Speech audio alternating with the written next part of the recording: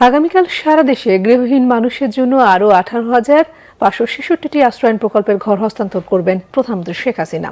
মঙ্গলবার গণভবন থেকে ভার্চুয়ালি যুক্ত হয়ে এই ঘর এবং 2% জমির দলিল হস্তান্তর করবেন তিনি। দর্শক, ঘর হস্তান্তরের সংবাদ সংগ্রহে লালমনিরহাটে আছেন সিনিয়র রিপোর্টার মুহিবুল্লাহ মুহিব। সরাসরি যুক্ত হচ্ছি তার সাথে। মুহিব, আগামীকাল ঘর ও জমি হস্তান্তর অনুষ্ঠানের প্রস্তুতি সম্পর্কে আমাদের জানান। সার্বিক প্রস্তুতি এখন কেমন দেখছেন? সুমি, আমি এই মুহূর্তে মূলত রয়েছি লালমনিরহাটের আদিতমারি উপজেলার শব্দল কুটিরপাড় আশ্রয়ণ প্রকল্পে। আপনি নিশ্চয়ই জানেন যে ইতিমধ্যেই বাংলাদেশের প্রায় 450 উপজেলা ভূমিহীন এবং গৃহহীন মুক্ত হয়েছে।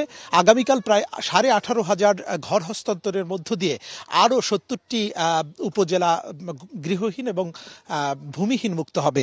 আমরা যেই জায়গাটিতে রয়েছি এই উপজেলায়ও আগামীকালকে প্রায় 150 ঘর হস্তান্তর হবে। আমরা এই সার্বিক প্রস্তুতির বিষয় জানবো যে আদিতমারি উপজেলার নির্বাহী কর্মকর্তা নূরে আলম সিদ্দিকীর কাছে।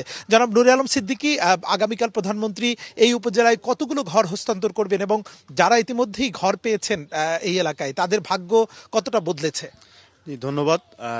আদিতমারি উপজেলাবাসী, বিশেষত যারা ভূমিহীন গৃহহীন মানুষ, তারা আজকে উৎফুল্ল, আনন্দিত, উদ্বেলিত যে তারা মাননীয় প্রধানমন্ত্রীর দেয়া ঘোষণার মাধ্যমে আগামীকালকে এখানে পঞ্চম পর্যায়ে 142টি ঘর পাবে এবং প্রথম থেকে পঞ্চম পর্যায় পর্যন্ত 882টি ঘর জমি ও গৃহহীন জমি এবং গৃহহীন এবং ভূমিহীন মানুষকে প্রদান করা হবে। এবং এরই মাধ্যমে আমরা অপেক্ষায় রয়েছি যে এরই মাধ্যমে আমাদের এই আদিতমারি উপজেলাকে ভূমিহীন ও গৃহহীন মুক্ত ঘোষণা করা হবে।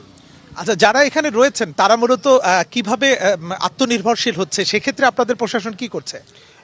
জি ধন্যবাদ। আমাদের সকল দপ্তর কিন্তু এই যাদের আত্মকর্মসংস্থান করতে পারে, যারা এখানে বসবাস করেন, সেই জন্য বিভিন্ন রকম কার্যক্রম পরিচালনা করছে। প্রশিক্ষণ থেকে শুরু করে উপকরণ বিতরণ, যেমন কৃষি থেকে আমাদের পুষ্টি বাগানের জন্য যে উপকরণ সেগুলি নিয়মিতভাবে দেওয়া হচ্ছে। তারা বিভিন্ন রকম শাকসবজি ফল ফলাদি চাষ করছে। এছাড়াও প্রাণী সম্পদ থেকে গবাদি পশু প্রশিক্ষণ দেওয়া হচ্ছে এবং তারা কিন্তু প্রাণী সম্পদ, আপনারা দেখেছেন যে প্রাণী সম্পদ পালন করছে, স্বাবলম্বী হচ্ছে। এর বাইরেও মহিলা যারা রয়েছেন তাদেরকে আমরা মহিলা বিষয়ক দপ্তর থেকে প্রশিক্ষণ দেওয়ার চেষ্টা করছি। অনেক ধন্যবাদ আপনাকে। সুমি, এই ছিল আমার কাছে আদিতমারি উপজেলার যে আশ্রয়ণ প্রকল্পের যে সব সার্বিক কার্যক্রম, সেই কার্যক্রমের সবশেষ তথ্য। সুমি, মুহিব, আপনাকে ধন্যবাদ। লালমনিরহাট থেকে ঘর হস্তান্তরের খবর জানাচ্ছিলেন সহকর্মী মুহিবুল্লাহ মুহিব।